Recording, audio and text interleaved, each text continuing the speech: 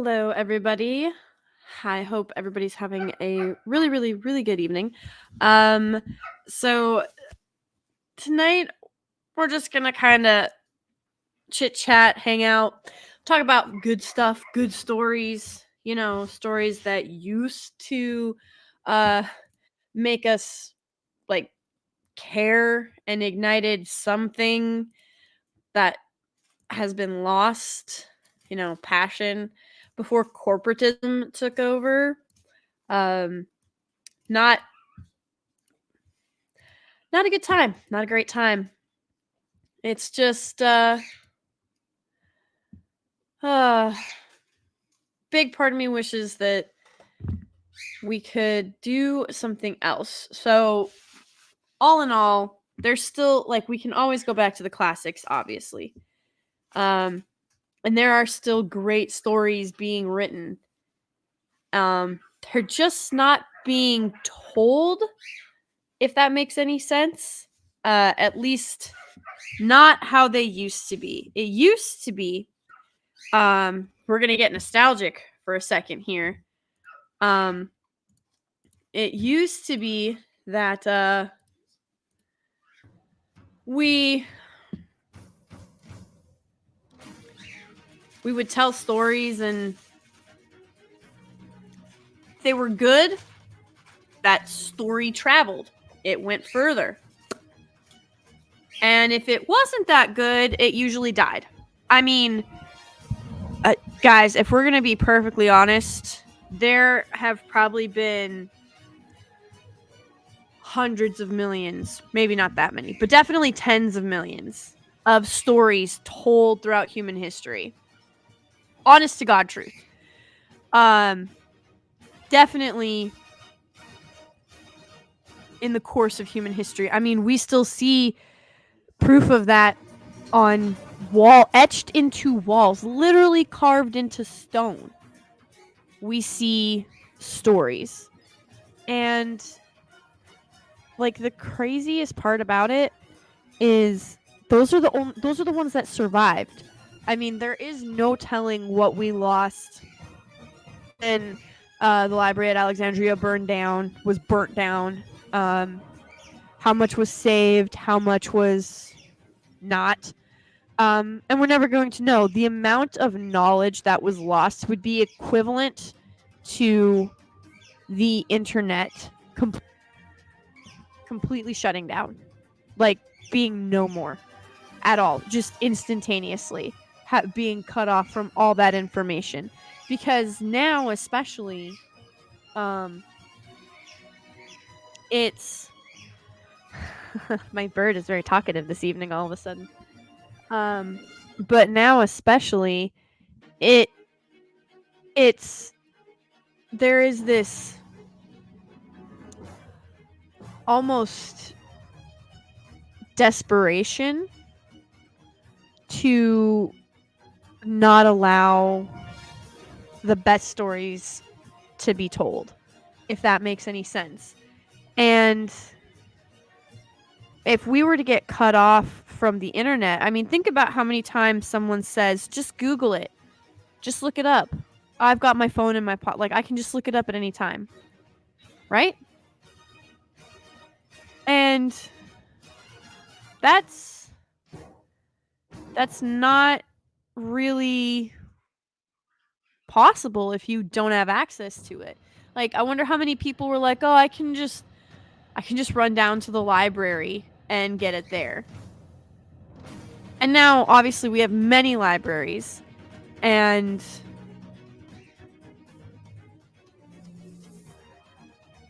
they're more decentralized, but I mean, just think of, when Notre Dame caught on fire, that was history burning. Along with, several cathedrals and churches have been subject to arson in the past few years. Gee, I wonder why. But I mean, when Notre Dame burned, that was history burning. So I can only imagine what the caretakers and the scribes at the Library of Alexandria felt when they watched all of that knowledge go up in smoke. And it's just insane when you think about it. And now we have virtually unlimited access to all knowledge that is known to mankind. You have it in your pocket. You have access to all the knowledge that mankind currently possesses. And very few people use it to its full potential.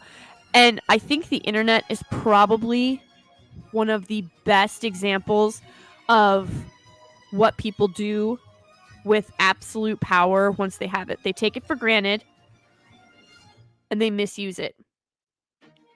I mean, I'm not saying that I don't love me some cat videos or, I mean, one of the things I really enjoy watching is like all the North Sea shorts where you get to witness just what those men go through just on like just trying to deliver things, what deep sea welders go through up in the North Sea. It's insane. And when you look at it, you're like, oh, it makes sense that we've only mapped like 18% of the North Sea. It also makes sense that we've mapped, it's something crazy like only 92 or there's like 92% of the ocean is undiscovered. Like, that's insane. That's crazy. And like to really grasp that and to think about it it's kind of daunting. But I mean, I talked to some people and I'm like, so what did you do for, depending on where you were locked down from anywhere for 4 months to 2 years. Some people are still locked down. Some people are still hiding away. Isn't that crazy? They're literally, their only window to the world is the internet. If the internet suddenly stopped, they would be cut off from the rest of the world, without exception. That's crazy. And so, how do you not go insane? It has been proven that solitary confinement is one of the most cruel things that you can do to a person. And there are people out there that are willingly subjecting themselves to that type of torment and torture. How do you not go insane? Well, escapism. But escapism of late has been nothing but nihilistic and horrific, at least from the mainstream. Obviously, there are other avenues. And of course, especially if you have physical media, I cannot emphasize enough how important physical media is. Especially because we're watching them make changes and putting sensitivity or trigger warnings in front of shows. I know Disney Plus was in front of Aladdin and in front of Beauty and the Beast, of all things. They put stuff like, this no longer it was made in a different time, it no longer reflects the values. And I'm like, this crap was made in the 90s. Like, you're talking less than 35 years ago. You were talking less than 30, you're talking 28 to 19 years ago. Like, that's what you're talking about. And suddenly, oh, we're in it's a different time. We were different back then. Yeah, you sure were. You actually knew how to tell a story. Something that people wanted to listen to. Hello, Father Miller. Thank you for coming. I love you. God bless and Merry Christmas. But it's, hello, Soul Assassin. Hello, chat. Everybody in the chat. Shane, Legionus, Argo. Much love. Mwah.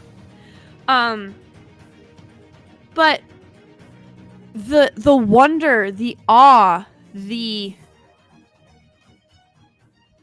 I've said this before in other streams, but the entire purpose of storytelling is to connect on a level that is deeper than all of the airs that we put up to try and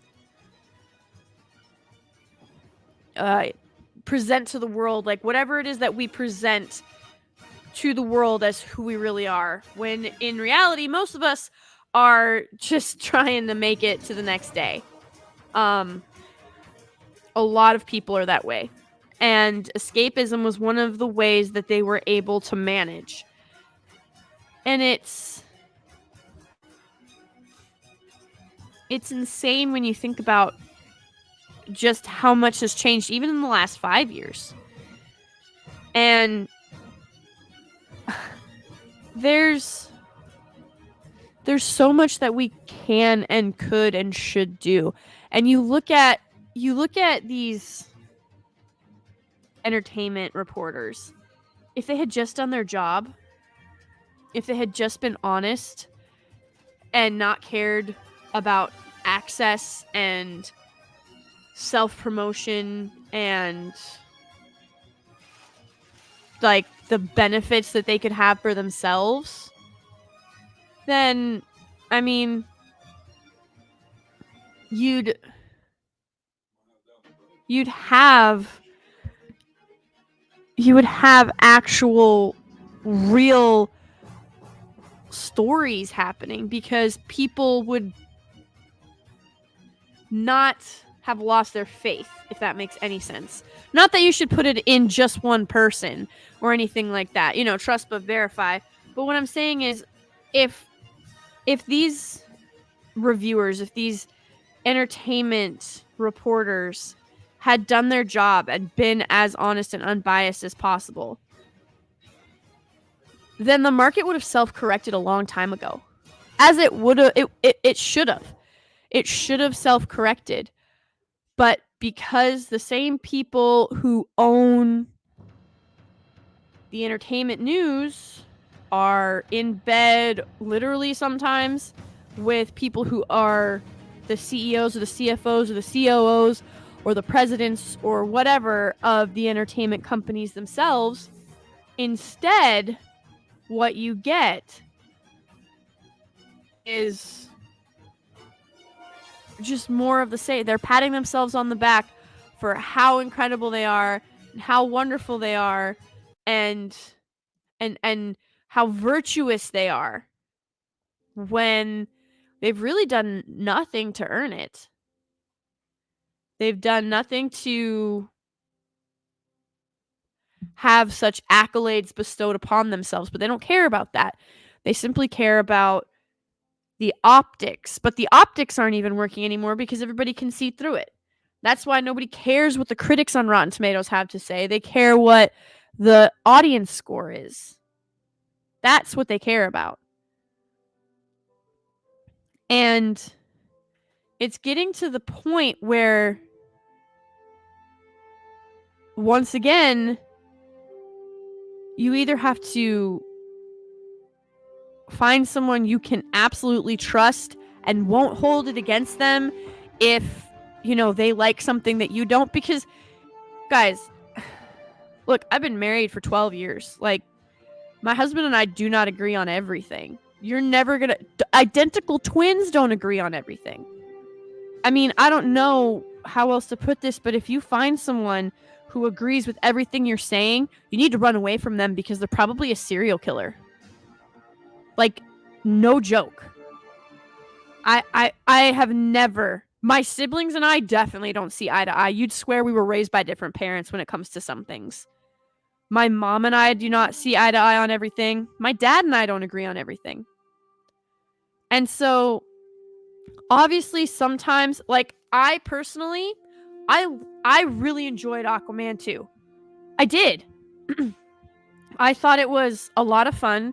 It was a good way to spend 2 hours. My kiddos loved it. Even hubby enjoyed it. It was a great way to spend 2 hours as a family. For us, we really liked it. I even said when I gave my review of it, the climate change messaging was super heavy-handed.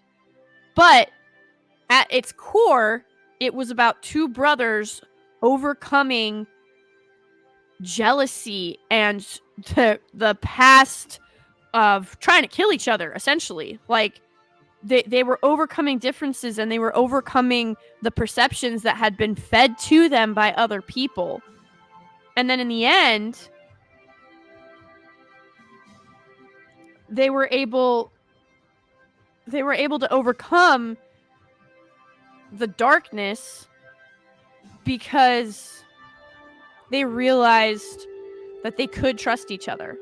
And that's a huge thing, especially from where they started. So that's what it was at its core of this story. And so I really enjoyed that. And forgotten is that you don't have to agree on everything. In fact, you shouldn't agree on everything, because differences can help us see a perspective that maybe we wouldn't have considered at a different time in our life. And I'm not talking about, obviously I'm not talking about, yes, Mr. Dro, like, you have to have core values in common, absolutely. But that's what I'm getting at. Core elements, your core values obviously have to align. They don't have to be 100% identical, but they should be as close to a mirror as possible. But when it comes to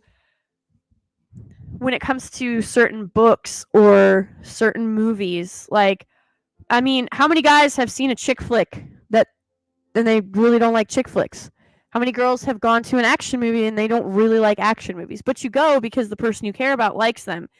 And because you care about that person, you'll go with them and hopefully make that time more enjoyable and make some memories in the process. I personally, I love action films. I mean, you guys have, a bunch of you have seen my previous live streams, and I've got videos on it too. I love sci-fi, fantasy, action, high octane. I love all of those things. I also have a very soft spot in my heart for the war docs and the the military films. Obviously, that's very near and dear to my heart. Favorite one still to this day. I mean, 1917 was incredible. Heartbreak Ridge was... Oh, that's... Hacksaw Ridge, my bad. Hacksaw Ridge was fantastic. Dunkirk was fantastic, but my favorite to this day is still Heartbreak Ridge. And so there's a lot of things that I watch, like K-dramas, that hubby is not really into, and that's okay.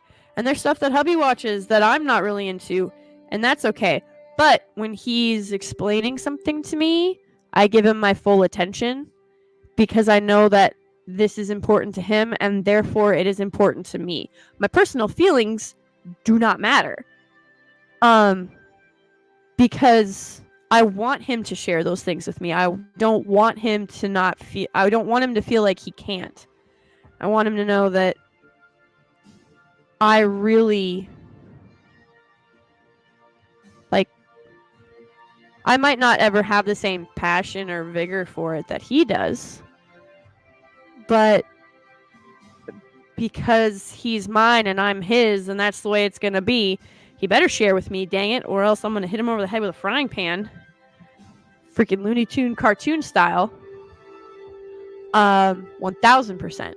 So just because something isn't necessarily in your wheelhouse or something that you're super passionate about, if it's the person you care about, then you should make an effort to care about their passion. I'm not saying that you have to absorb it and become them. I'm saying have enough respect for them and you and your relationship to at least care and listen, if that makes any sense. But we've sort of forgotten that. Now it's a very entitled, selfish, my way or the highway mentality, and it's being reflected in our stories. And that's just sad, because not too long ago, heroes who were willing to sacrifice everything, especially for the people they love. I mean, they ruled the day. They ruled the box office. They ruled our hearts and minds. And now it's a bunch of shallow, empty messaging that means nothing, does nothing, and says nothing, shoved down everybody's throats by people who are the absolute pinnacle of hypocrisy. Mystic Girl says the first Aquaman was okay, but the second one, even the trailer didn't look good. But that's okay if someone liked it and I don't. I'm not gonna hold it against them. Yeah, exactly. Like I said, I really enjoyed it. I thought that last trailer. I did a review of my out of the theater reaction, and I even said a couple places, like the story could have been tighter, the plot could have been better delivered. There's a few scenes that were not necessary. I get why they were in there, but they could have been shaved completely. And they were super heavy-handed with the climate change messaging. But that also makes sense in the context of this story because they literally have a fuel source in a volcano heating up the Earth's temperature at an insane rate. So at the very least, even though they didn't do a very good job, they did try to make climate change a plot driver of the story, which is leaps and bounds better than it just being than you being hit over the head with it every 5 seconds for no reason whatsoever. So there is that. Part 2. I work with 2 women who really like Taylor Swift. I don't like her, but are they bad people because they like her? No. Well, Swifties are crazy. I don't like Taylor Swift's music all that much. Like if I hear it, like I'm not gonna switch the radio necessarily. I'm just gonna be like, cool, let's get through this. Like I might actually turn the radio off and like wait a couple minutes and then turn it back on. But I don't go out looking for Swift music. That's for sure. But I've met a couple Swifties and they are crazy. Like especially because I love football, American football. And oh man, the Swifties they just came out of nowhere. They're all over it now. They're like, oh, well, did you know? And I'm like, dude, I have been watching football since before I could walk. I know this because there's a picture of me at like 9 months old in my grandpa's lap watching a football game. So, yeah, I am well aware of what is occurring. But yeah, I'm not saying that those women are bad. But when Swifties get together, they like hive mind a lot of the time, and it's scary. I have like the Raylos are psychotic. The Swifties are terrifying. Like that's all I'll say. Like really, truly, like psychologically, someone needs to study Swifties because I feel like there's a lot there to unpack. Just saying. Aw, thanks, Legionist. Yeah, I really did enjoy the film. I'm not saying it's perfect, and I even said objectively. Here, let me go look. I'm not even sure. But I said objectively, like I know where I put it personally, but objectively, it's a B movie. Holy crap! Hopefully you guys can see this. I'll just drag that over. So objectively, oh, you guys aren't gonna be able to see it because I opened it in a different window. Okay, I am looking at the Rotten Tomatoes score, and the audience score is at 79%. So I said that it was objectively a B movie, and most of them agree with me.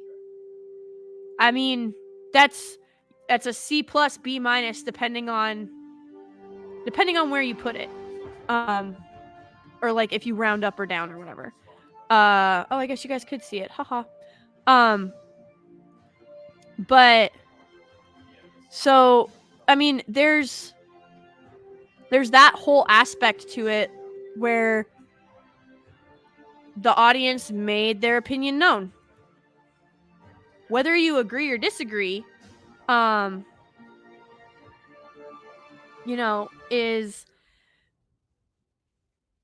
it's just most people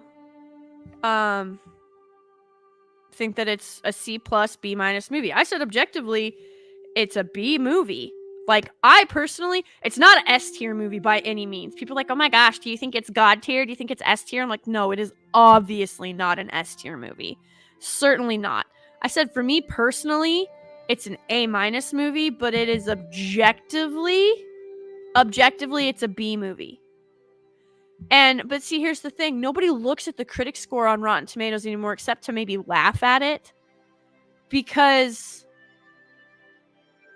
they can't be trusted. They burned through all of the goodwill and every bridge that they possibly could with the audience is gone. It's eviscerated. And in the process, I think what a lot of people don't realize is those critics and those entertainment news articles, that is what a lot of people in Hollywood look at as their gauge, as their marker of where they're landing, of where they are in the pop culture sphere, of how it's being received. And so that's why when they spout this nonsense about toxic fans and misogyny and men just don't support women and all this other BS, and they honestly believe it, and they honestly think that this is how a majority of people feel because it's the only thing that's being fed back to them. It's the only feedback that they're getting. And so if that is the case, of course they're going to keep telling these stories. They don't care about market share. They don't care about profit size. They only care about their pockets getting lined. Am I still getting the job? If I'm not, what do I have to do to get the next job? That is the difference between the adult pretenders and the actors. So you have, I mean, I know it's an old clip, but oh no, now my brain just went blank. One of the greatest actors ever played Hannibal. Oh my gosh. Synaptic flatulence. Help. Oh my gosh. Why can't I think? Anthony. Yes, Anthony Hopkins. Oh my gosh. Thank you, Shane Nolan. I was like, okay, Anthony, what's the last name? Yeah. All right. Yeah. You guys can tell how tired I am. But Anthony Hopkins was like, actors overall generally are stupid. Like, why would you want their opinion on anything? They are like, he literally flat out said, we are trained to act. We are trained to repeat lines. We are trained to present an entity that doesn't actually exist and make the audience believe that they do exist. Why would you want our opinion on anything? And it really proved just how, like, crazy it is to think about these people who do, like, have celebrity worship and just they think that they can do no wrong, and this inability to separate, you know, the person from the role. I mean, the most atrocious and terrifying example that has happened recently was again, like, we're just gonna the Disney Wars trilogy is making waves in entertainment for all the wrong reasons. And the Reylos are perhaps the most volatile, horrific, dangerous thing to come out of modern entertainment in a long time. And the Reylos just, I mean, they literally wanted Adam Driver had to move and like hide his he did not bring up the fact that he had a newborn child because of these people. There were Reylos that were literally trying to like tell Adam Driver to divorce his wife, or they were and some of them were like, I'm gonna find her and kill her because she's keeping Adam and Daisy apart. Like, they were so obsessed with the on-screen personas that they were attempting to make the real live people, to make Daisy, Adam get together in order to satisfy their absolute craze. And I think Adam Driver's kid was like 6 months old before the news actually broke that he had a kid. Because that's just how crazy these Reylos were. It was utterly insane. And like, we hear that and we're like, oh my gosh, like that's there's no way that that's true. But then you go back and it absolutely is. And what's even more crazy is that the mainstream media didn't report on it. It was the toxic fandom. The people aren't showing up for Disney Star Wars because they refuse to let go of the past and how toxic the fans are and the old Star Wars fans are. Meanwhile, you have the modern Star Wars fan literally creating hell for real people. An innocent child. Like, they were threatening Adam Driver's child. Newborn child. Because it interfered with their headcanon. Because this child was like an obstacle for them. I was absolutely flabbergasted. But you go back and look, it was a blip in the mainstream. It meant... It didn't even... I don't even think it hit the trending list. And at one point, like, Adam Driver said that he regretted his Star Wars role. And it wasn't because that that they were terrible movies, even though they were. It was because the psychotic shippers would not let him be at peace. And so now these lust-filled, unsatisfied 38 to 52-year-old wino aunts who have 5 cats, who should know better because they are adults, but because excuse me, but because they've never actually had a man in their life to sort of act as a sounding board and to, you know, help curb that insanity, they think that their behavior is acceptable, especially because they're behind a screen.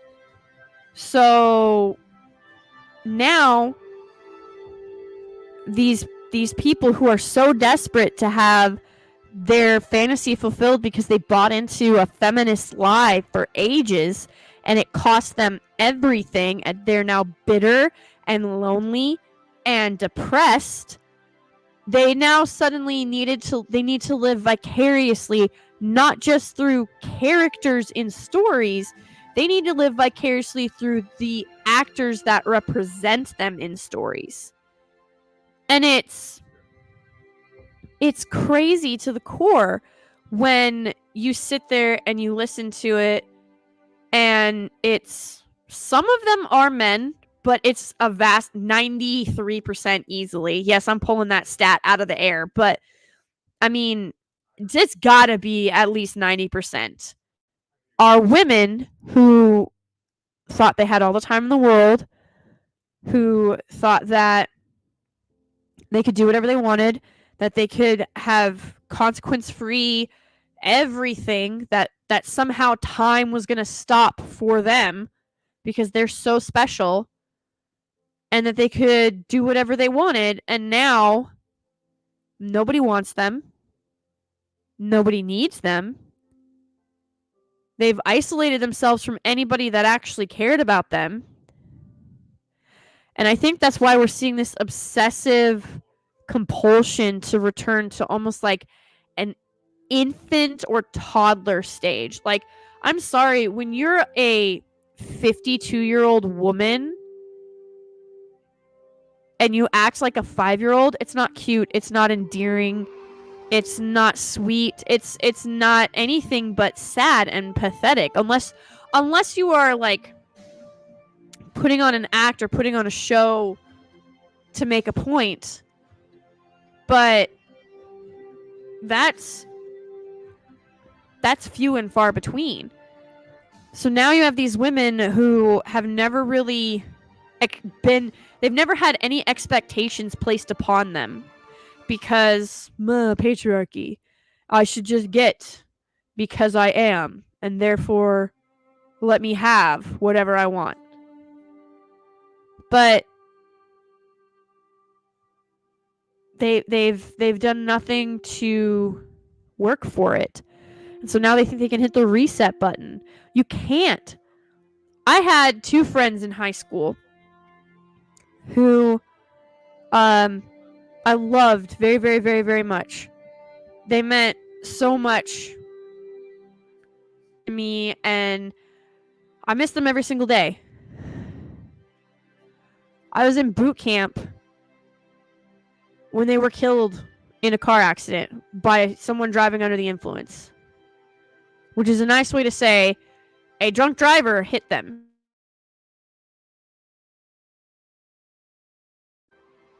The blood alcohol in that driver's test, like when they tested that drunk driver, who walked away unfucking scathed, by the way, completely unscathed, blood alcohol of 1.2. How they were even fucking conscious? See, I can't even talk. I have no fucking clue. But they killed both my friends, who were on their way to a birthday party for one of our other friends. That third friend feels guilty. It's like, if it wasn't my birthday, they wouldn't have been driving. Like, you get that survivor's guilt mentality going on. And it took us so much to pull that friend back from the brink. Like, I can't even fucking tell you how hard that was. And the thing that saved her was her boyfriend. Like, they met by chance. I mean, there's no such thing as coincidence. I'm a firm believer in that. That was the Lord doing his thing. But I was nowhere close by. I couldn't be. I was in the Marines. I was active duty. I was gone. I called every single day because I felt like if I didn't, I worried. Called her mom all the time to see how she was doing because she had moved back in with her mom. Blamed herself constantly. And her boyfriend, just like, who is now her husband, and they now have 2 beautiful children, literally saved her life because he stopped her downward spiral in a way that I think only a man can do for a woman. Like, literally, like, put all emotions to the side of his own and was just like, hey, like, I'm here. We're gonna walk this back because this is not your fault at all. And this bitch was in court, took 2 lives of 2 teenagers. We were teenagers when this happened. And this woman is in her fucking 50s. And she was acting like she was the teenager. Was like, oh, I had such a rough day, and I thought I called an Uber, and I didn't realize that I was that drunk, and the Uber, like it didn't pick up, because this is right when Uber had just become a thing. They weren't all over the place like they are now. And she's in court, and she's blubbering, and she's crying, but it's all about her. I didn't think I was that drunk. And if I had known that I wasn't going to be able to make it home, because I only lived 3 miles from the bar, and my husband, he left me, or and doesn't talk to me anymore, and I didn't have anybody that I could call, and I didn't know what else to do, and just 1,001 excuses. And the judge, God bless him, I will never forget, was like, just looked at her and said that she was one of the most disgusting creatures that had ever been in his courtroom, and that she would serve 2 consecutive life sentences for second degree murder, because it obviously wasn't premeditated. But the defense was trying to get it taken down to manslaughter. And he said she went to the bar with the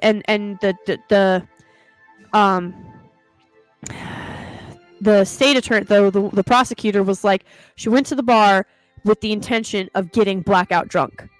She went to the bar with the intention of, quote, forgetting her problems.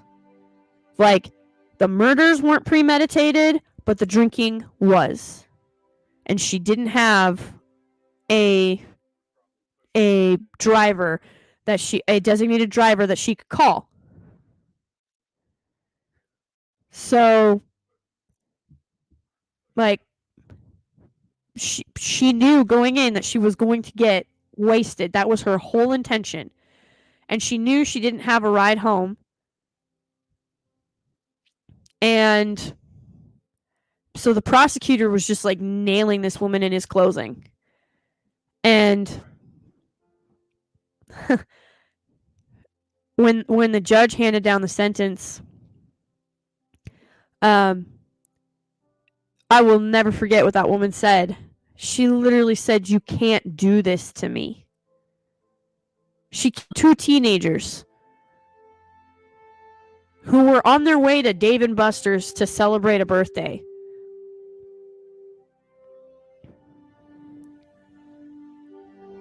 And the judge is the one doing this to her. Like, it seriously changes your perspective on certain people. But yeah, she was just a perfect example of this entitled, disgusting failure to take responsibility. Everything is about them. And it's permeated everything. And fabulous stories are still being told. That's the crazy part. Like, if you watch Amazon's Wheel of Time, it has not helped with book sales. I'm working on a video of it. Trust me, I've done the research. It hasn't helped book sales because the show sucks. Like, even if it was just a fantasy show, never, like, remove the Wheel of Time title from it. Remove that, if it was just a fantasy show, it still sucks as a fantasy show. It doesn't even make sense. It contradicts itself heavily throughout the whole thing. And people are like, oh, well, this will get people interested in the books, and the books will sell. They've not. There has not been a spike, an uptick, and anything when it comes to the books. If Robert Jordan were alive, like, he and Tolkien both would probably rage over what has happened to their stories. But if you all you have to go off of is Amazon's Wheel of Time, you are you're missing out, because it's one of the best stories ever. It has, and I mean this sincerely, the story itself does not beat The Lord of the Rings, but that prologue is the best prologue I have ever read in my life. It is as close to perfect as you will ever get for a prologue, for a fantasy series. I am not even kidding. And I think the craziest part about it is this has now become the expectation that mainstream picks up the distribution and film or television or whatever rights to your favorite property and then change everything that you loved about it and then call you the nutcases and the toxic ones for not automatically loving it, not automatically devoting yourself and your passion and your time to it. Listen, I do not go into other people's homes uninvited and start wrecking their home and breaking their stuff and ripping up their books and snapping their DVDs and smashing their televisions and throwing their plates against the wall. Yet, that's what they're doing to my stuff. And they're telling me that I'm the problem.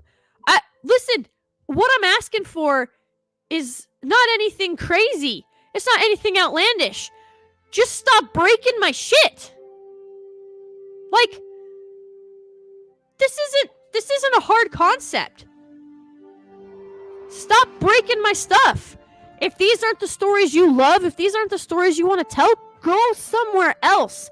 Write stories you want to tell by yourself. Oh, wait, you have written those by yourself. You have done that, and they don't sell because the shit that you like is psychotic and twisted and dark and weird, and you're trying to make it mainstream, and you just expect people to fall in line, and when they don't, they're the problem. It's psychotic. It's deranged. At no point in history has it ever been the expectation that you must love everything that is presented to you, and if you don't, you are the problem. At no point in entertainment history has that ever been the case, except twice. Do you know when that was? Dictatorships and tyrant kings. That's it. If the king liked something, you better like it too. If the dictator demanded something, you better demand it too. It is insane to me that there is anything other than pure disgust for these insane, mostly women, but for these insane individuals. Hi, Max. What are you doing? But it's like, these aren't the stories we grew up with. These aren't the stories we're going to tell. It goes back to what I was talking about at the beginning, where there have been millions and millions of stories told over the course of human history. Only the ones that survived were the ones worth telling. Were the ones that transcended everything and spoke to the human spirit. It was bigger than race or religion or gender or home or nationality. These stories inspired the soul. They spoke to the human inside of all of us. And we don't have that anymore. At all. It's something that we took for granted. And now we have entered the age of tyrant activism. That's where we're at. Where if you don't like this, you're not a good person. If you don't love this, you're the problem. And so it's no different than those tyrant kings who demanded that the court jester perform something that was probably against what the court jester actually wanted to do, was actually hoping to do, because it used to be that the court jester was the one who would call out the king. He was the one who could point at the crown and laugh, or make others laugh. And it was acceptable. But that changed because the court jester began to have too much power. And the kings recognized that if the court jester was allowed to laugh at them, then others would be allowed to laugh at them. And the crown wasn't something to be laughed at. It's not something to take lightly. And so rather than embracing the court jester and utilizing them in a positive way, the court jester very much became what the entertainment reporters of today have become. And it's just another mouthpiece for the king to utilize how he sees fit, and to use what was once something that people turned to as a equalizer and made it a tool. That's where it's landed. So it's not something that everybody's going to agree with, or everybody's even going to admit to. But I know that they've been called cancel pigs, and they've been called social justice warriors and everything like that, but truly they are tyrants, and all tyrants are petty. They are tyrant activists who have no real world experience, who have not lived, who have no life experience. And because they've not left their echo chamber or their gilded cages, they have no desire to leave them. They've never considered any other perspective could be considered true, or that they might be in the wrong. Why would they? They're the good guys. And it's permeated into just about everything. Video games, novels, music. I mean, there are so many talented people out there, but we don't have, or at least if we do, they're definitely not being shouted out. Where's the Beethovens and the Mozarts and the Chopins and the real, just truly brilliant artists in music that revolutionize how we listen to things? You guys got to understand, before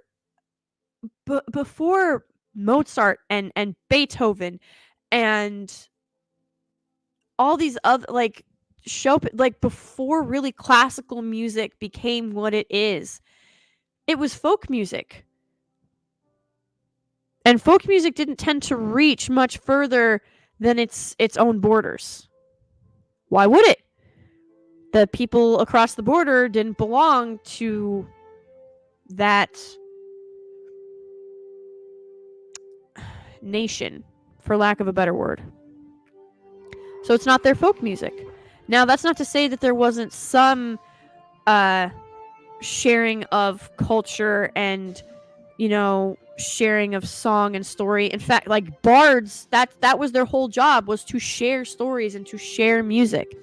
So can you guys imagine how limited and individualistic that is? Like, think of it this way.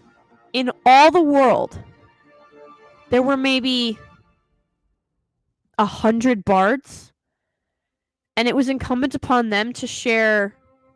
And I'm talking like master bards. I'm not talking about like the village bard who didn't actually travel and go place. I'm talking like the master bards whose job it was to go out and find stories and find song and create songs that helped keep these stories and these legends alive. 100 people at most responsible for the world's stories. Guys, we lost so much. The only ones that survived were the ones worth remembering. That's what makes them immortal. Like, so when these people get upset at the Iliad and the Odyssey and Shakespeare, they didn't survive because of white supremacy. Because you have hundreds of stories in Africa that have survived. I mean, all these stories about their gods, about like the Egyptian gods, those stories have survived. The Greek gods, the Roman gods. We're talking about, if you go down into Africa, they tell you stories about these female warriors, these incredible tribes of men who were able to survive off nothing but a cup of water and I think it was like one leopard or something like that between all of them before they went and avenged their slaughtered village. Like, there's so many incredible stories that could be told, that are there, that are ripe for the picking, that have survived, that haven't been touched. But they survived. I mean, those are the stories that survived. But think of all the stories that were lost. There is a reason that the Native American stories about the Great Bear, the Big Fish, the Great River, there's a reason that these certain stories survive. It doesn't matter where you come from or what you believe. Those stories inspire something. They speak to you on a level that you can't explain. And so when people stand there and say, oh, well, they only survived because of X. No, they survived because those stories were exceptional. They survived through the ages. So for you to sit there, regardless of how you felt about being forced to read that, or A Midsummer Night's Dream, or whatever it may have been, however much you may resent Shakespeare because your 10th grade English teacher made you do a report on it and read every single prose and verse, it survived for a reason. The people that we remember through history, their names, that is the version of immortality. Like, your name is immortal. That's where immortality is. Your name, the name that you have today, your last name, think about what it survived. It's been passed down through the ages. Since the beginning of your family line all the way down to you. And if you guys don't know your own genealogy, I'm not saying that you have to like 23andMe yourself. In fact, I highly recommend you don't. But family trees exist. You can do research on yourself. You can find where your family tree comes, like where it goes, like where it comes from, where your roots are. You can locate that. Yeah, it takes a lot of effort, but again, in your pocket, you have access to all the knowledge that mankind currently has. Is the access to it is in your pocket, on your phone.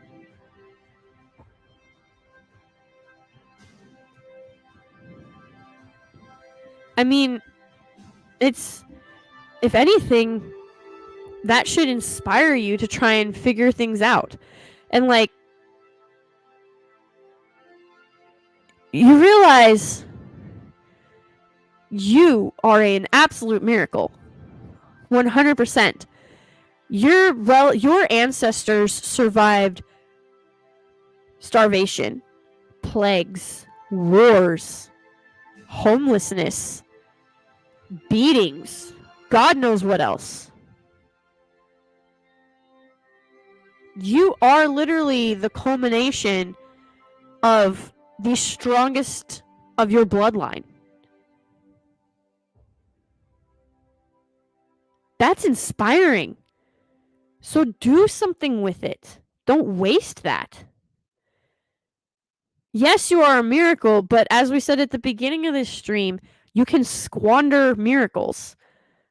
You have access to all of the knowledge that is possessed by mankind in your pocket.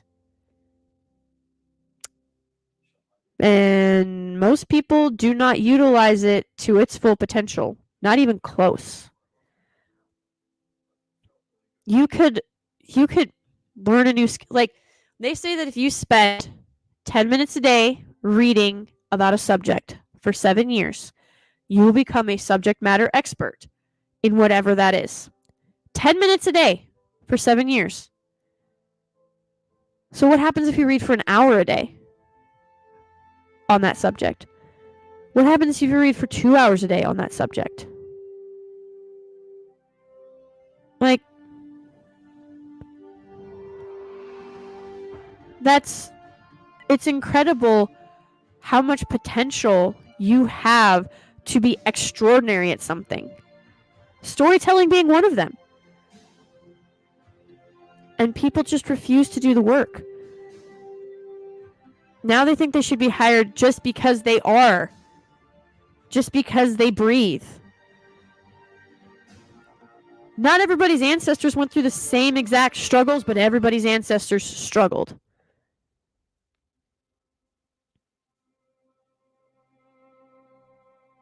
You don't get special treatment just because you were born. Actually do something with yourself and with your legacy. I saw this thing once and it said, become the greatest of your bloodline. Now, me personally, I have a lot of heroes and a lot of personal heroes in my family. But I don't know that I could ever, it would never be a competition for me to outdo them. But they would definitely be inspiration and motivation for me to try and be worthy of their accomplishments and be worthy of calling them my relatives. I think because people don't know how to appreciate what they have, and they've confused contentment with settling, that the assumption is you have to consume in order to progress. When in reality,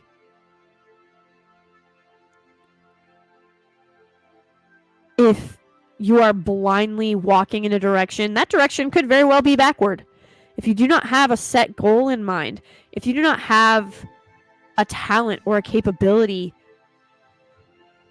or at least a freaking compass, you're screwed. And the thing is, you're going to take other people down with you. So these entertainment reporters who their whole goal was to line their own pockets and get as much access as they could to the stars that hundreds of thousands of people worshipped because they wanted some of that glory for themselves, but they didn't or couldn't be those actors or actresses or musicians or whatever the case may be, because they were so obsessed with being able to touch greatness. They were like Icarus. They flew too close to the sun. But when they fell, they took the entertainment industry with them, because the gauge, I don't know how many of you guys remember Siskel and Ebert and Roper, but Siskel and Ebert, they had a mainstream show, and every Thursday they would talk about what was coming out for the weekend. Was it a thumbs up, a thumbs down, or were you unsure? And was it worth going to?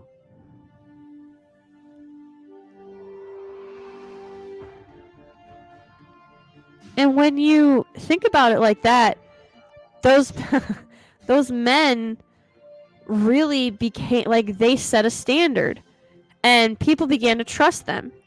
Now, over time, it became obvious that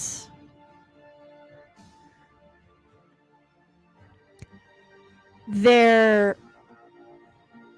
were being influenced by more than just what they personally thought of a show.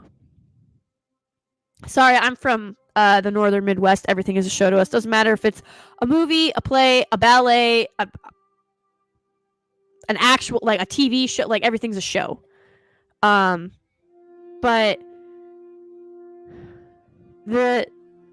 it started to dip in popularity because entertainment news became a bigger thing. And there were other more reliable, easier ways than having to tune in at, 8:30, 9:30 in the morning to see what they had to say. And it's sad what entertainment news reporters, if we can even call them that, have been reduced to. Because they are just shills. They're reverberators for whatever their overlords want them to say. There is no trust because it's not authentic. And so it's not that there aren't incredible stories anymore. It's that those stories are not being amplified. And the ones that do manage to cross into the megasphere or the mainstream sphere, they get perverted by these lonely, desperate, unimaginative, self-obsessed, envious, vain, hubris people that destroy pretty much everything that they touch. And having the ability to voice a genuine individual thought is not seen as something courageous in Hollywood or in mainstream media. If anything, it's seen as a threat and as something that is a problem, that will cause a problem. And so all of these incredible worlds that exist for you to escape into, now they have been permeated with these shippers. Like, I do not read a Dresden novel because I care about who he's going to hook up with, or if anybody's going to hook up, or who is dating whom. That's not what I read that for. There's a whole genre of books that exist. They're called romance novels. There's also erotica. I learned that those are two different things. Against my will, but still, nonetheless, knowledge is power.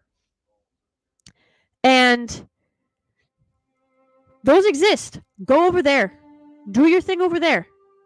Stop trying to infiltrate other genres with your nastiness. And I'm not saying that romance and erotica themselves are nasty, though they're not my thing. What I'm saying is, along with that shipping comes the girl boss mentality. He should be willing to die for me simply because I exist. Or the freaking trope of everybody is in love with her for no reason at all. That doesn't belong in a fantasy book. I mean, yeah, that's a fantasy, but it's not a good one. It's an incredibly selfish one, and I don't know why that's being pushed so hard. Like, oh, this woman is just so incredible. I can't tell you why, but she just is. Take my word for it. Well, no, that's not how life works. Like, you have to earn that. Devotion is not blindly given. Whether it's because of a title you hold, a family you belong to, or a deed that you have done yourself, there has to be something that you've done to earn that. If it's the fact that you're a princess, then it's because you're a princess. Now, either you can be bitter about that and let that shape your entire worldview, or you can recognize that, hey, I have a responsibility to the people of my kingdom and the people who've been sworn to protect me. Maybe I shouldn't be such a raging bitch. I mean, there's a thought. But for whatever reason, all of these one-dimensional female characters are exactly the same. They're snarky, they're ungrateful, they're not self-reflective, they don't have any type of softness about them whatsoever, and they expect everybody to just quite literally worship the ground they walk on, but not in a creepy way. And I really do think that the catalyst for all of this, I have never read the books or seen the films. Miss Martin Muses has told me that I should live react to them, which I am considering doing over the summer so that I have time to recuperate. But I genuinely, that has never been in my wheelhouse. But I remember the t-shirts. I remember the thing that everybody cared about was who was she gonna bang, who was she gonna end up with, which monster was she gonna choose, the werewolf or the vampire. I remember that. I do. Never saw any. I saw a trailer. I saw the trailers because they were at the beginning of every movie that I went to. And like I remember being in high school and those t-shirts were everywhere. One was white with black letters and one was black with white letters because reasons. And the clicky that came with those t-shirts was next level insane. I mean, like, we can't talk to you anymore because we're team so-and-so and you're not. And I'm just sitting here like, it's not real. Like, it's not real. You're allowed to like different characters from a book. Like, that is okay. You don't have to cut off friendships because you like a different character from a book. We have lost the plot, folks. But I really do think that was the catalyst for all of that insanity. Oh, Mystic Girl. Yes, I hate shippers. They're annoying. They're an annoying case. And case in point, yes, Twilight. And the whole Edward v. Jacob fighting over Bella. Yeah, I always forget their names. But yes, it was Team Edward and Team Jacob. I don't remember who was what, but one was a vampire and one was a werewolf. And now you have this whole subculture of it's called supernatural erotica / fantasy / whatever. And it infests everything. I mean, it's everywhere. I picked up what I thought was, because this is how it was sold to me, I thought it was a thief, a knight, a princess, and a dragon. And the thief steals something from a dragon, so the dragon takes the princess captive, and the knight has to free her. No, that's not at all what it was. And like, here's the thing. They're getting more slick with their covers too, because like when I looked at the cover, the only thing on the cover, it was a gold cover, you know, like that yellow, but it almost looks gold, and it had a red dragon on the front. At no point did the synopsis or the person who recommended this book to me send up any red flags.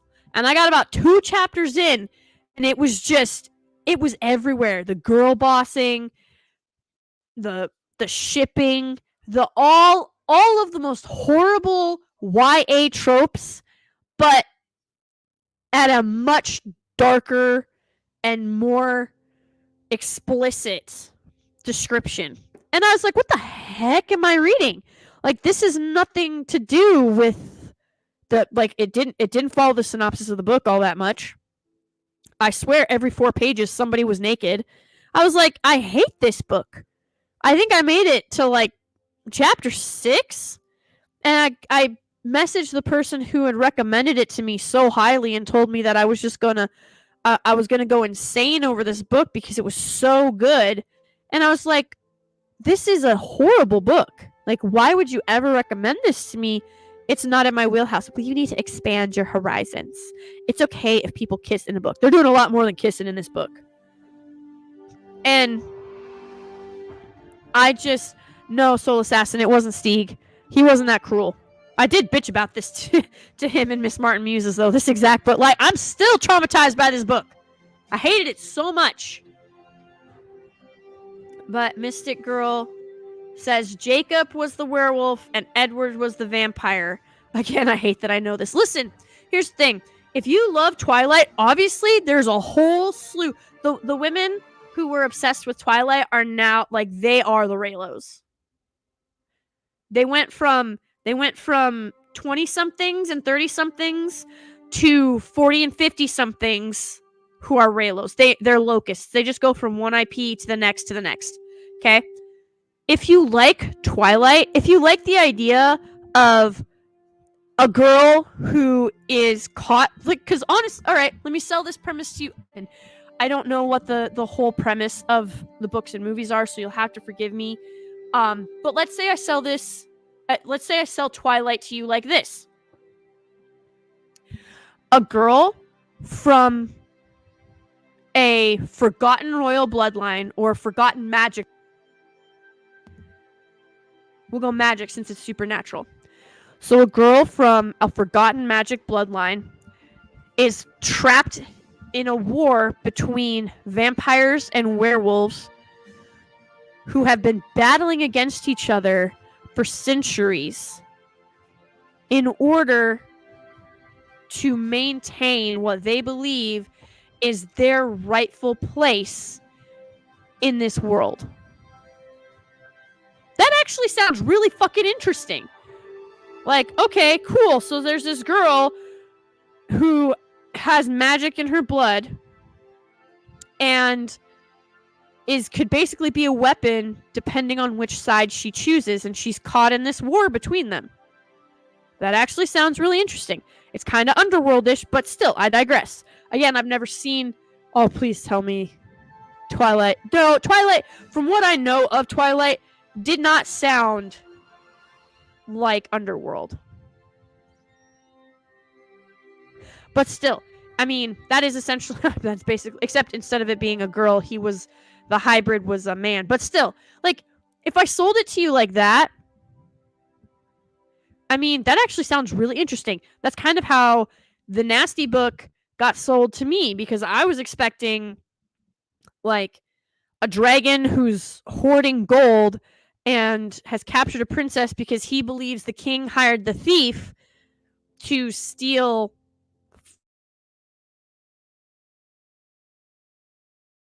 King has to go find this knight who's the last knight left alive that has slayed dragons. He was banished because he was considered no longer necessary. So I was like, whoa, this sounds actually really good.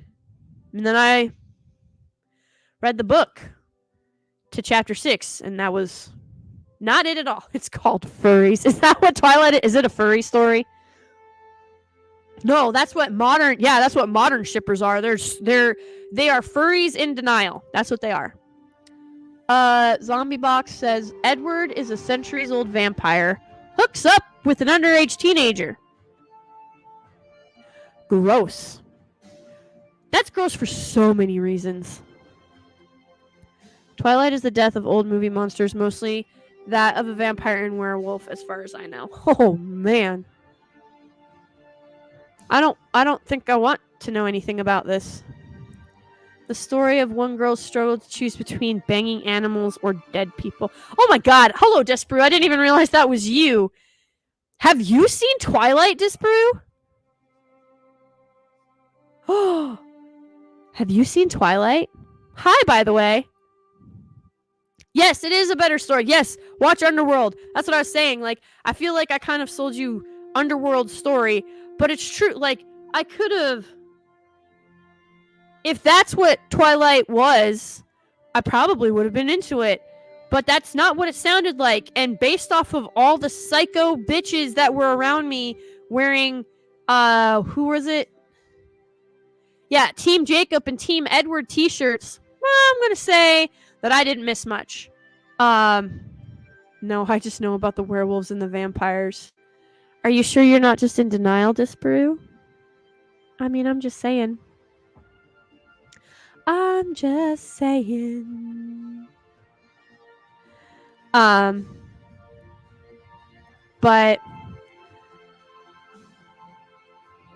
I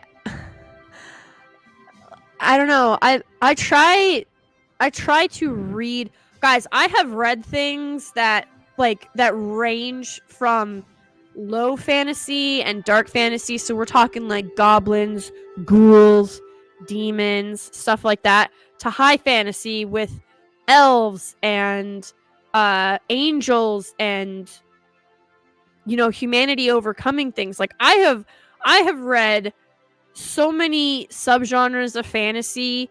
It's actually a little bit crazy because I just I don't think you have to be pinned to one specific type or the other. I like some better than others. But it's gotten to the point now where I have to be really careful who I trust when they recommend me books, because the stuff that has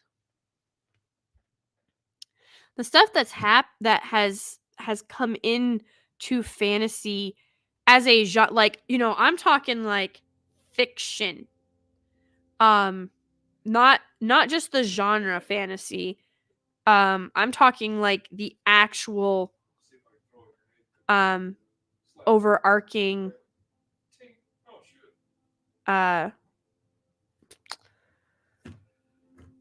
cannot think of the word now, but fiction in general, like even historical fiction. Like, oh my goodness, people took what's her name? What is her name? Persuasion and Pride and Prejudice. Somebody help me. What's her name? I can't even think of her name. I feel so bad. Ugh. What the frick was her name? Hold on.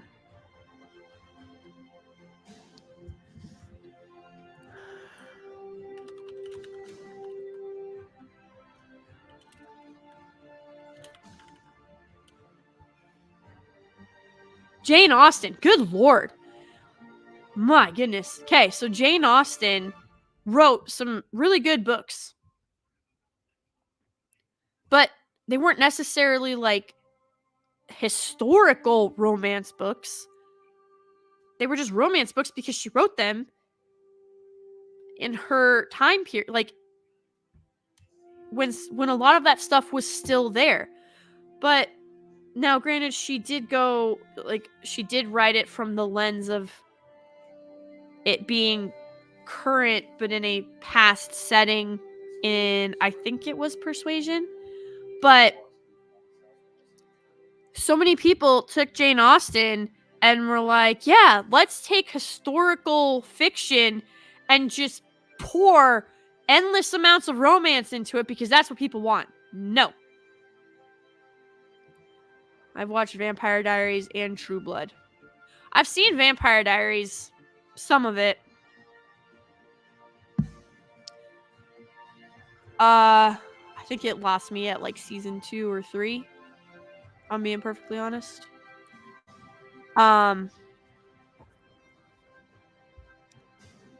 Mostly because the main chick was annoying AF and was a cheating slut. But that's neither here nor there. I've never seen True Blood. But didn't you like those, Disparu? I don't know. I don't want to put words in your mouth. I'm past the point of shame. Okay. That's fine. But I thought you said that shame is necessary to keep society in check. So, I don't know that that's necessarily a good thing there, sir. Vampire Diaries, every character gets powers. It's like, that was lucky. Yeah. Yeah. For real. I watched the originals. Oh, yes. I watched that one too because it was actually an interesting like concept of like where they came from and why they couldn't die. But again, I think that one lost me around season 2.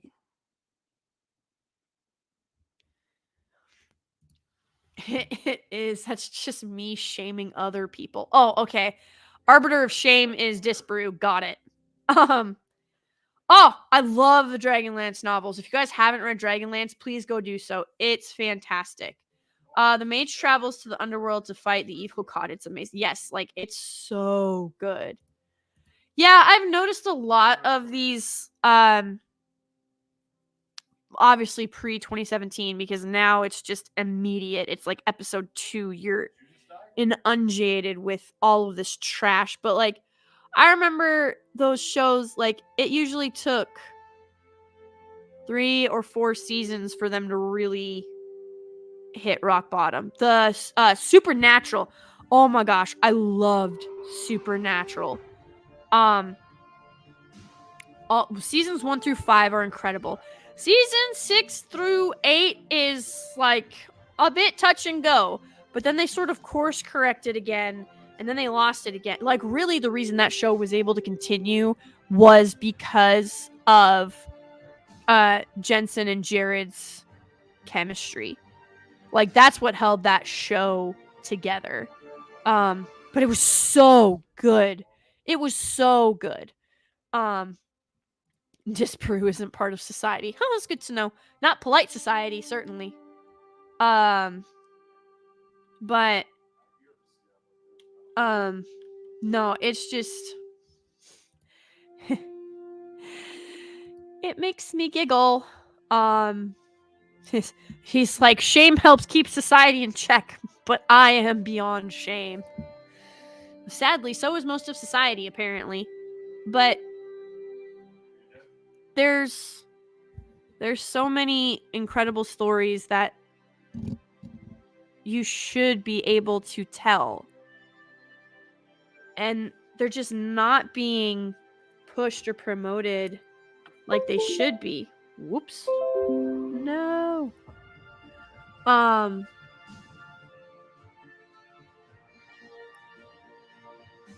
And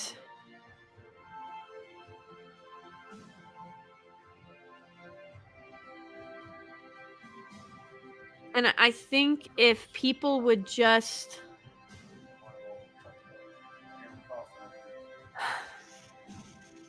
have standards, like I don't know how else to say this, like literally just have some standards.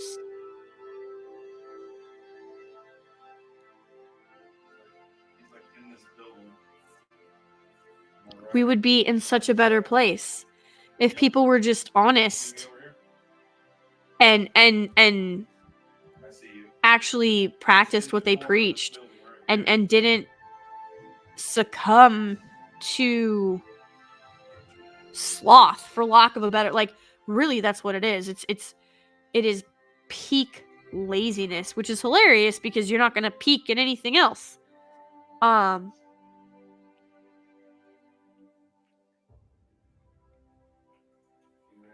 It's just why should you automatically be given the benefit of the doubt when you've done nothing except trash people and belittle people?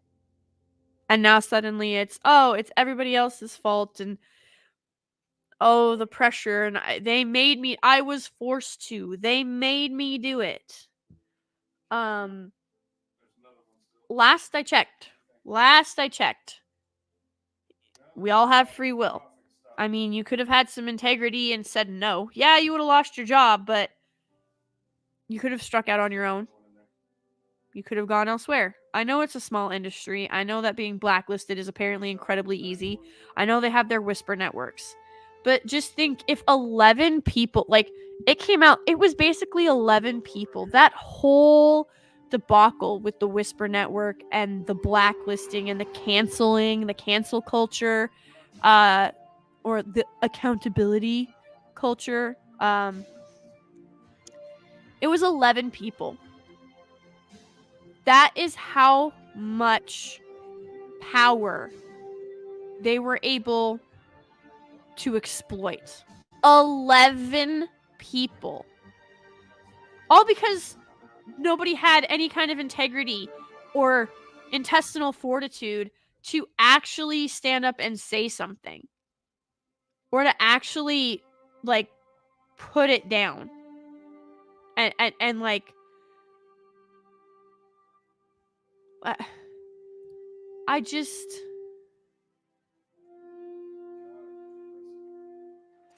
I don't know. I'm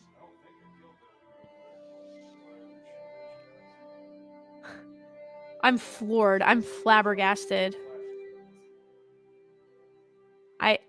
It doesn't make any sense. And these people who are condemning usually innocent people, guilt by association is the dumbest crime to be beholden to. Like, it's purely subjective. Guilt by association should not be a thing in...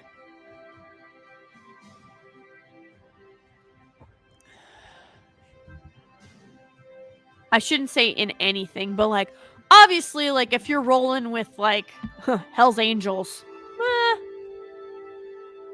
I mean, maybe pick better friends. Even though Hell's Angels are actually, I've met some, they're pretty cool guys. But yes, I was in Sturgis. I was there selling hot dogs. But anyway. But I think, oh, well, you're white and you're male, therefore you are guilty. Like, can't help the color of your skin or the gender that you were born. Like, that's not something you can control. So the fact that you're being demonized and criminalized for it is disgusting and pathetic. And it proves that those individuals, all they care about is being able to take out the competition by any means necessary. And, like, I was raised that there's no such thing as a fair fight. And if you find yourself in a fair fight, that means you're losing and you need better tactics. But this goes beyond a fight. And it dips into sheer and utter lunacy, because you're tilting at windmills. I mean, so many people have not read Don Quixote, and if they have, they did not understand it. I mean, there's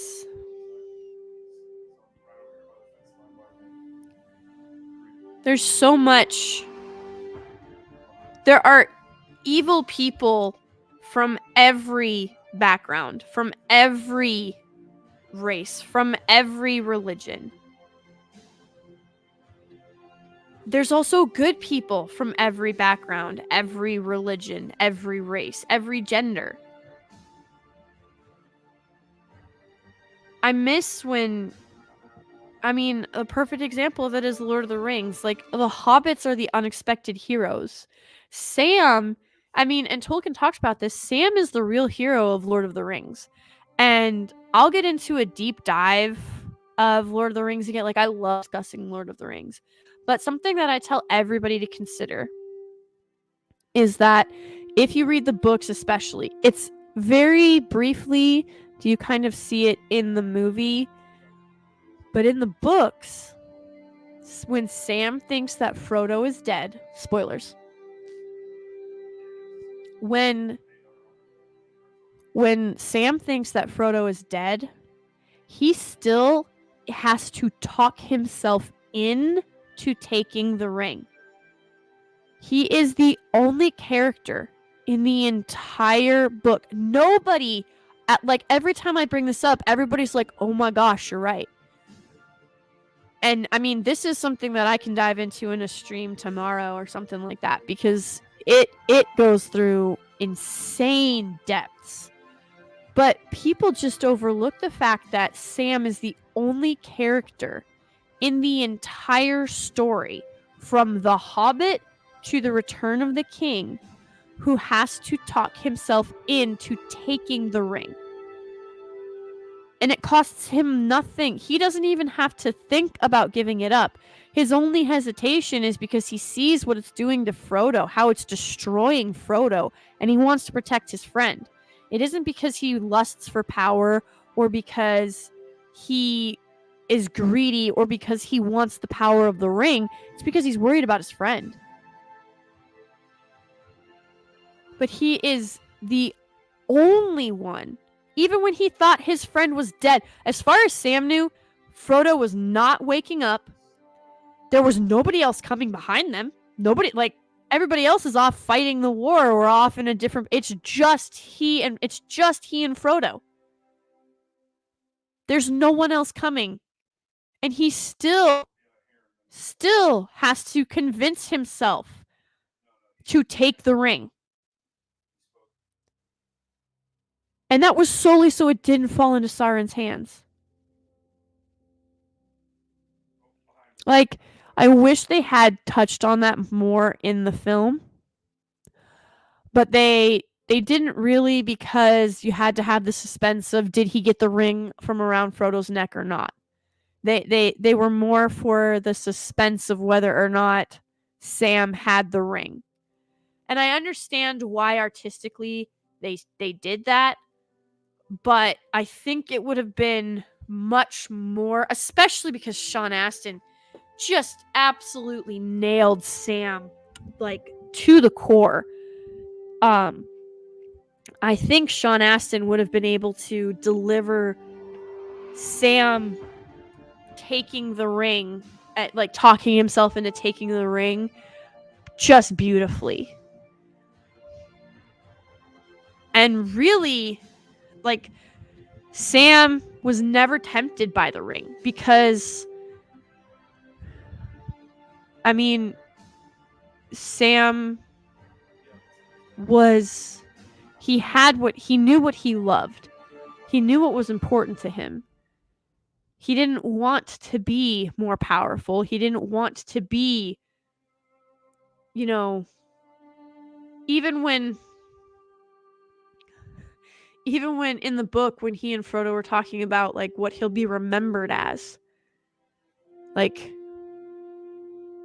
it's not Samwise the King, or Samwise the Valiant, or Samwise the strong. It's Samwise the Brave. He wanted to protect his friends. That's all he wanted to do. He wanted to protect his home. He wanted to protect the woman that he loved. And he wanted to protect his friends. Those are probably the most honorable things that you could ever desire in life, that you could ever strive for in this life. And so, Sam was a ring bearer, even if it was just for the briefest of moments. And he was probably, Sam still sacrificed so much. But he is probably the most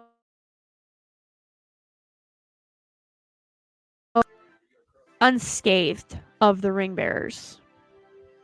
But that's neither here nor there. Actually, Corey, especially because they were already in Mordor, Tolkien actually talks about this.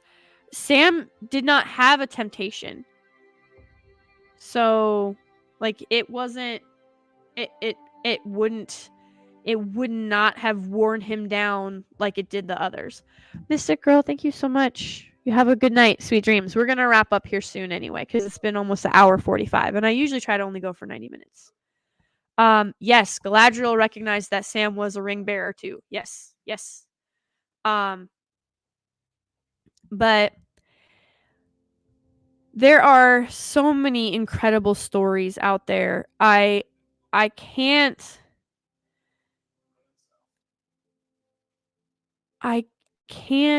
really just I can't believe that we've come to a point in mainstream entertainment where there's not even an inability, but just not just an inability, but a flat out refusal to do justice to these stories. I mean, it's almost criminal.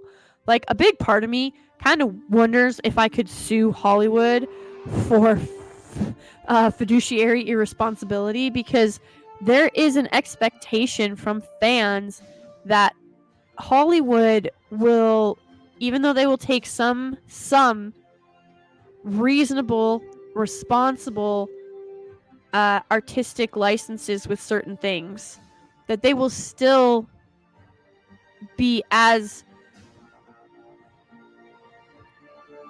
respectful and accurate to the IP source material as possible. And that has not been happening of late. So it kind of makes me wonder if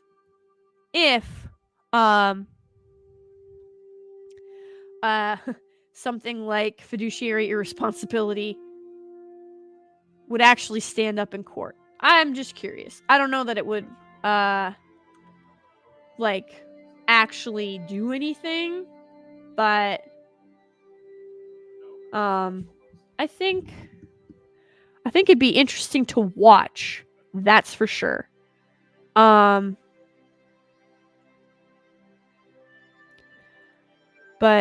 yeah, I remember. Do you guys remember when we used to get like top 10 fantasy reads of all time or something like that, and you would actually like listen to the suggestions because you were like, oh, well, maybe this is something that I would really like. Yeah, those don't have the same kind of traction, because at one point I think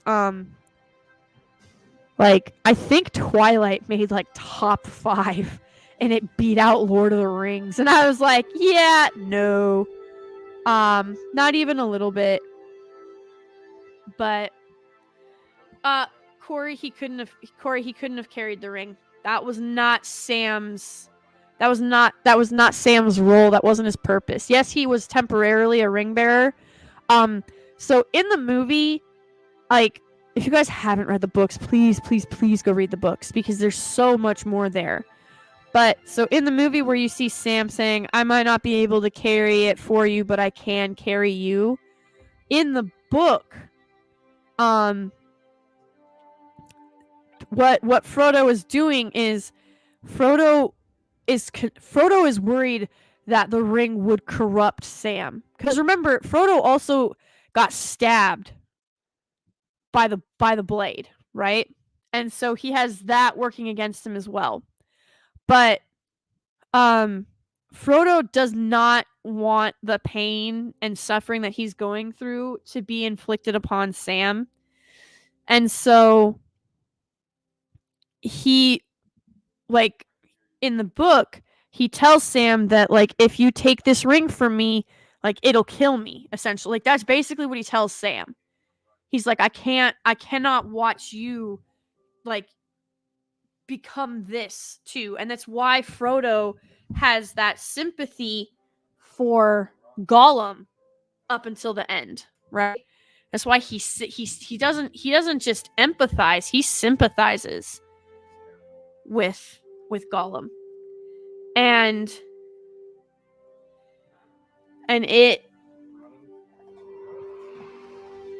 it's really crazy when you think about it, because in the books, so remember, this is actually, I've talked about this frequently. I'm gonna have to do a Lord of the Rings stream tomorrow.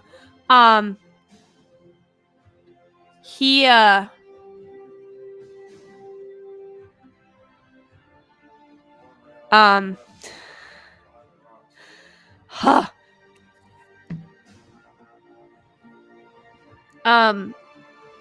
Like Sam's whole thing, he never wanted the ring. And he had no desire to use the ring's power. He had no he didn't want to be mayor of Hobbiton. He didn't want wealth, he didn't want gold. He was a gardener. And he was happy being a gardener. He was content. That's what I was saying earlier. People confuse contentment with settling. Sam never settled.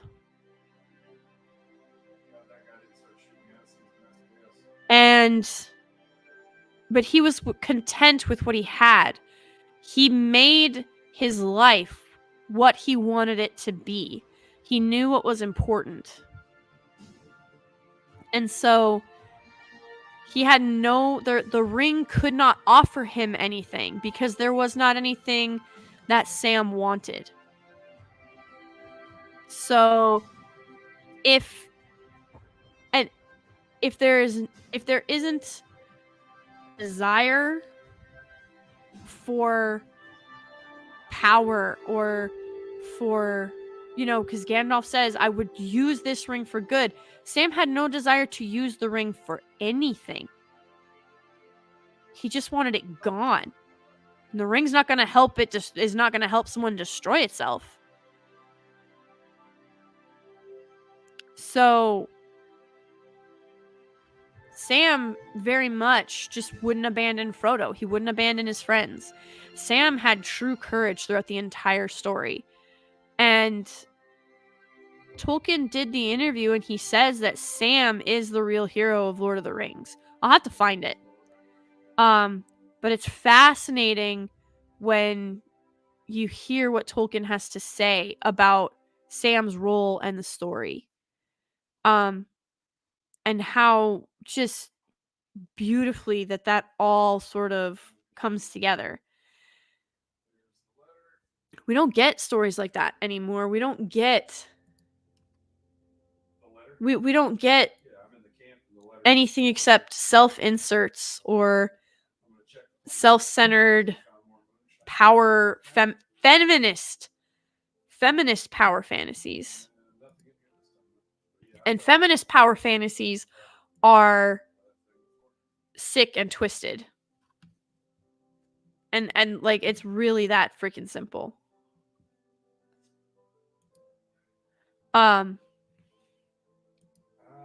Like there's I don't know. I wish it was simple and cut and dry, but life seldom is.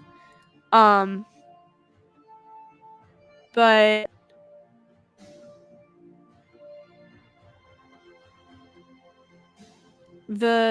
I think, especially because Lord of the Rings also proved that you don't have to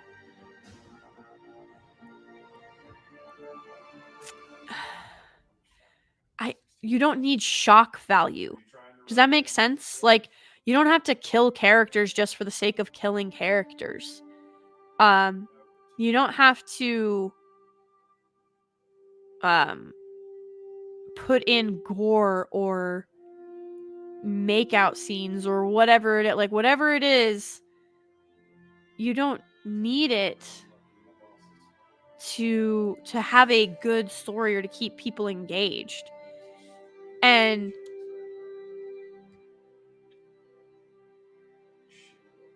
I think that gets forgotten. I think that people care more about the shock value and how many clicks can this get as opposed to incredible stories. And being able to engage people in the world building and in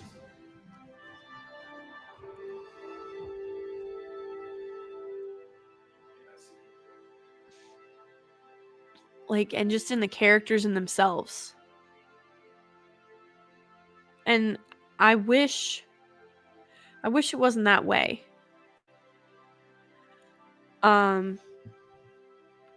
If you guys are looking for something to read, gosh, there's so much. The Dresden Files, highly recommend. The Shannara Chronicles. I would start with the Sword of Truth trilogy.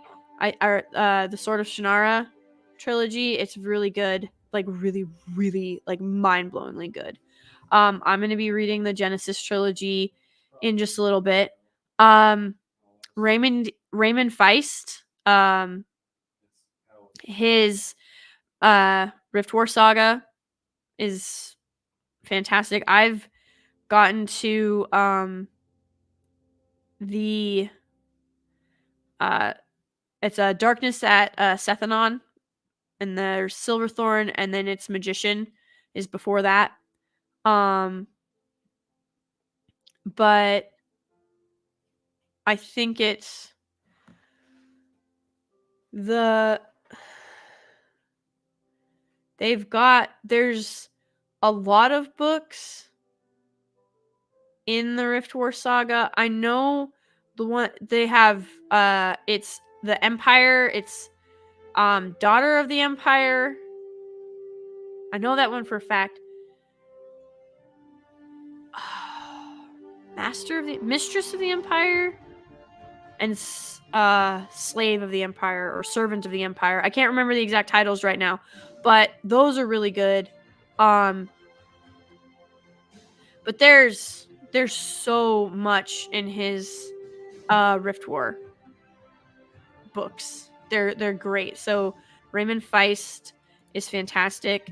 Robert Jordan's Wheel of Time. I will probably go blue in the face. Read the books. Don't waste your time with the show. I don't even, like, you can't even really call it a Wheel of Time show. The Lord of the Rings obviously is just, it's absolutely incredible.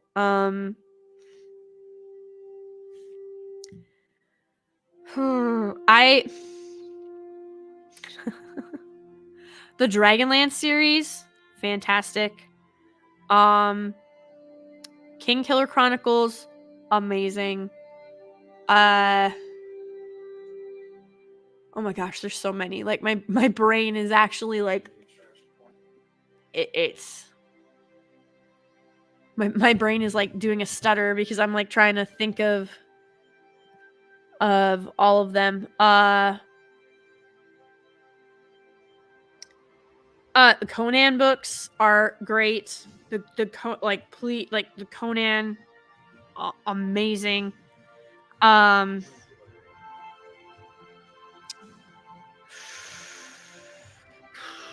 brain has stopped. Oh, Stormlight Archives, another fantastic one. Like, guys, and that's just like literally that's stuff that I'm just pulling off the top of my head, off of my very exhausted brain. Like,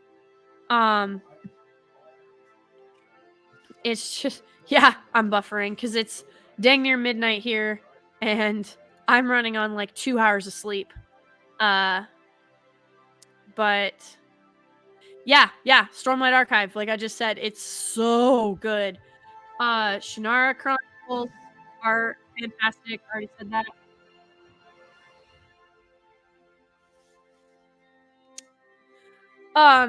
The James Bond novels are really good too. Ooh, the OG Nancy Drew, like not the modern day Nancy Drew novels, but like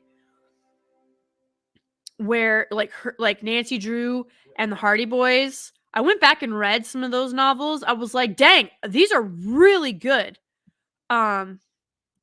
Expanded me. You can offer a few suggestions for Doctor Who's expanded media. There you go. I have pretty much steered clear of Doctor Who, not gonna lie.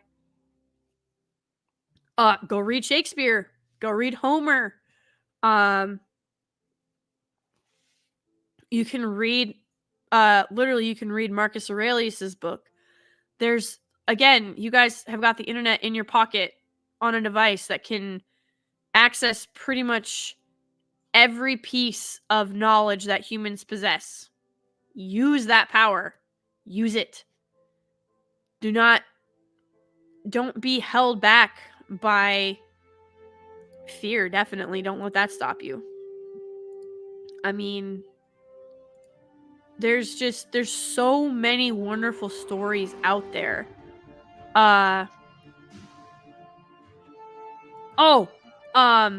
Anything by Anne McCaffrey, God rest her soul. Anne McCaffrey, great. Todd McCaffrey has done really good.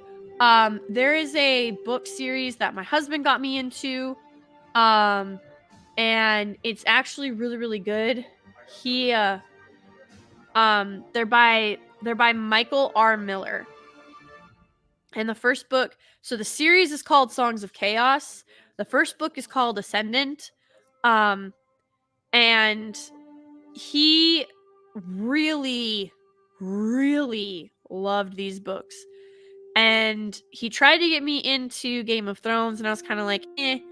But I started reading this. Guys, it's so good. He started letting me listen to it on audiobooks, but I prefer actually tactile books. But yeah, it's Michael R. Miller, and it's the Songs of Chaos, and the first book is Ascendant. It is so good. Oh my gosh. There's so many incredible stories out there. Like, I think probably what I will do, I'll go take a video at my local library of just different fantasy series that line the shelves. I mean, guys, books are expensive. Use your local library if you have to. There is no shame in that game whatsoever. But try your best to really just, yes, we all have our niches, we all have our comfort zones, but don't be afraid to really go out and find something new that you might love, something new that you might enjoy. Don't be afraid of it. If you start reading it and you're like, yeah, not good. Okay, so it doesn't work for you. Take it back to your local library and try something new. So, really take advantage of the resources that are at your disposal, because the more you know, the more you grow. Reading Rainbow. Oh, man. When TV shows were actually good. But before LeVar Burton went psychotic, or at least before people knew he was psychotic. Yes, they have free movies, they have free books, they have free music, free internet access. You can print things from there. There's so much. There's so much. A lot of libraries have book clubs that you can join. They have study groups, study sessions, deep dives into certain genres or novels or series, or you can start one. There's so much that your local library can offer. So definitely go and support them. Used bookshops are incredible. Not everything has to be in, as long as it's readable. It doesn't have to be in perfect condition. I have a lot of books that I've gotten from secondhand stores that are definitely worse for wear, and I try to take really good care of them, but they were already falling apart when I got them. But the stories inside of those pages, like, it's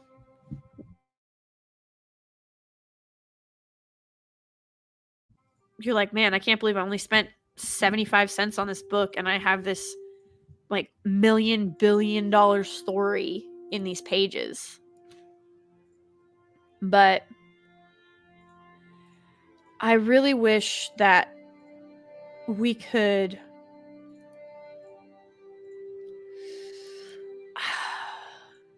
the market should have self-corrected by now. And it hasn't, because there are inorganic institutions at play to prevent market correction. The market is self-correcting.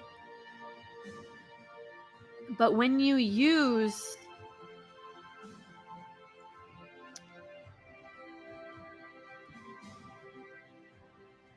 whether it's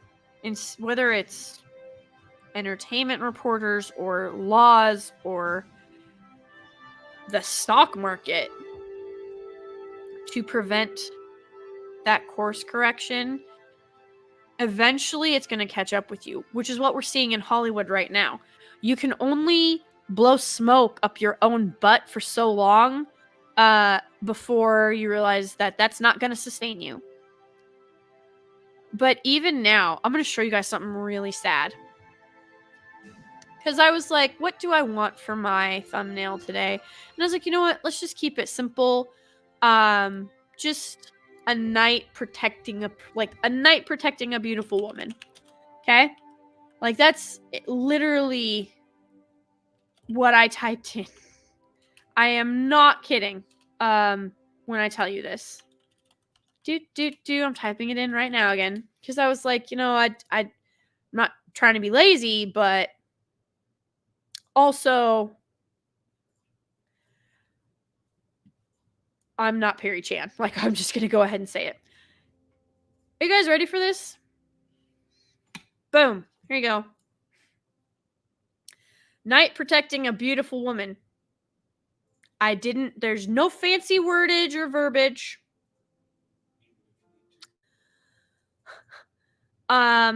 We have one. He's not really protecting her here. They're just talking. She's on his horse, but it looks really weird. Then we're over here. It's just a woman in dressed up as a knight. These are two women who are apparently girl bossing each other. This one looks like she's 4 foot nothing. This is the same picture. This is the thumbnail that I picked. This one I actually liked, but I didn't know who to like. I think it's actually somebody's art. So I was like, well, I don't feel right about using that. Woman deflecting what looks like a dozen arrows by herself with a sword. Woman with a sword. Female angel with a sword, and I had to look really close on this one, but it's definitely a female angel. Thumbnail again, so you see that this thumbnail repeats. This one is literally as, like, he's not actually protecting his lady from anything. This is, like, ceremony garbs. I get why they would say that, but repeat again of this thumbnail. There's no battle going, like, he's not protecting anything here. They're holding each other here. He's swearing fealty here. They're just talking again. This is a repeat. This is a marriage of some kind. Like, he's on his knees and she's sitting on his knee. Lady with a shield and sword, dude in the background. Repeat of same picture for like the 7th time. A medieval drawing. He's about to joust in a contest, but it looks like she's giving him a favor. He's not really protecting anything. 2 knights. One's a girl, one's a boy, chilling on the ground with a sword in there. There's the female swordsman again. 2 women knights. Here we go. We actually have knights flanking what appears to be a princess who's in mourning, going to a funeral. It's literally called Sacrifice by Wang Ling. I've listened to the musical soundtrack for this. It's actually heart-wrenching and gutting, and I love it. When I'm in that mood, oh look, it's a medieval woman with a modern-day freaking braid. He's got arrows in his back, and he's still on his knees in front of the princess. But at least he's protected her from, obviously, a threat. Female, female, female, female, female. Oh! Male protecting what appears to be a child. Or a druid. I haven't figured it out yet. But this one actually looks half decent. Female knight, female knight, female knight, female knight, female knight, female knight. This looks like something out of Zelda. Female knight, female knight. Questions. Many questions. Female knight. Oh, there we go. A knight carrying a child. Female knight, female knight. Female petting what looks to be a demon lion. Female knight, female knight, female knight, female knight, female knight, female. Why is the default female knights? I should not have to put this. And even then, it's the same 6 pictures. And then we're back to female knights. Oh, look. She's a badass. Isn't she so cool? Like, what the frack? It shouldn't be. This should not be a thing. Like, the fact that you have to hunt for this stuff. And even when you get more specific about what you're looking for, it's absolutely minimalistic. It's like been shoved into a corner. And like it's like, I don't know, it's like they're allergic to strong, honorable men. I mean, they are, because it would expose them for the weasels that they are, but I digress. Yeah. Google's letting go of 30,000 more employees because of stuff like that. This isn't sustainable. This isn't not only is this mindset unnatural, it's unsustainable. Like, you can't hold these beliefs and actually think there's going to be any kind of balance in the world, because you are rejecting reality. And reality is going to win. You can live in denial all you want, but you're going to be miserable and alone and sad. And when it snaps back, and when reality smacks you in the face, it's going to smack you hard. Like, there's just no getting around it. But definitely, guys, there's so many incredible authors. There's so many incredible stories. Heck, Harry Potter. It's not a bad story, guys. It's entertaining, and it's, for the most part, really well written. Hence why J.K. Rowling is one of the richest women in the world. I think she has more wealth than the crown. I don't know if that's true or not. I've just heard that said. But from my understanding, she has more wealth than the crown of England, which is insane. But you know, I listed off those other ideas before, and there's so many more, you guys. There's so many more. Sarah Douglas is an incredible author. If you go try and find anything by Sarah Douglas, you will not be disappointed. I promise. I have loved Sarah Douglas, Anne McCaffrey, Todd McCaffrey, her son, who took over for her.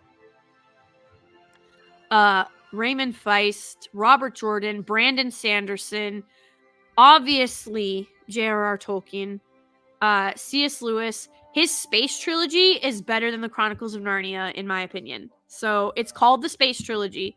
I recommend it to everybody. It's so good. Redwall. I love Redwall. The Three Musketeers is fantastic. Maybe you guys will actually learn. And then there were 3, where that came from and why they say it. Because there's actually 4 musketeers. Just saying. gosh, Homer, Marcus Aurelius, Sun Tzu, Shakespeare. Like, there's a reason that these stories have stood the test of time. I strongly recommend them to you. And I'm not saying that you have to go back and read all of them and love all of them. But odds are much higher that you're going to find something that you really, truly enjoy. And I mean that from the bottom of my heart. Like I said, there's a series currently being written by Michael R. Miller called The Songs of Chaos. The first book is Ascendant. It is very good. But everybody's got to find what they're going to love.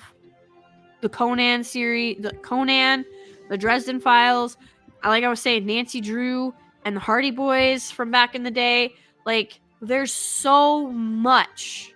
There's so much. Don't let the nihilists win.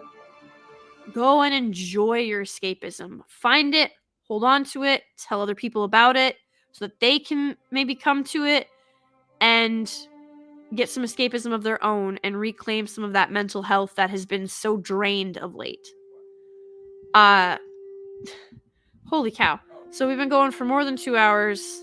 Usually on weeknights, I try to keep it to 90 minutes. So thank you, everybody who hung around. I really, truly appreciate it. Hopefully you guys liked the astrology background that I had for you guys. Hopefully you could hear the music too. Because I had that playing. I don't know if you guys could hear it or not.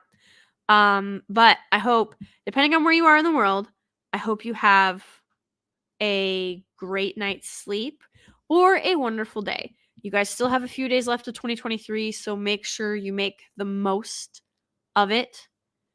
Don't just be in a rush to get to 2024 and be like, okay, Christmas is over now. I just want to be done with 2023. Let's just get to 2024. Like, remember to find contentment. Remember to find joy in little things. And recognize that being content does not mean that you have settled. It means that you know yourself and that you're going to continue to improve, but that you are grateful for what you currently have. So, as always, I love every single one of you. I appreciate you all for being here. Thank you so, so much. And God bless, Godspeed, good night, and Merry Christmas.